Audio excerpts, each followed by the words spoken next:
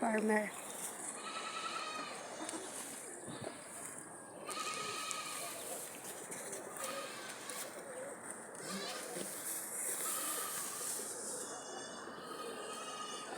Papakain siya ng baka.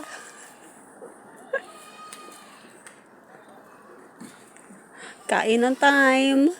Yung baka dito kahit tuyo yung dahon, yung mga tawag dito, yung grass, kahit tuyo kinakain nila.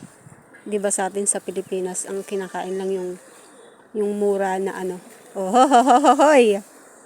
Yung mura na grass. Ano ba yung grass? Damo, ayun yung damo.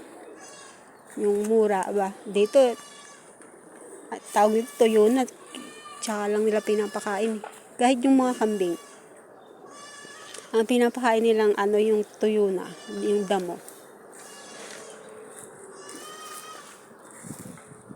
Daming baka.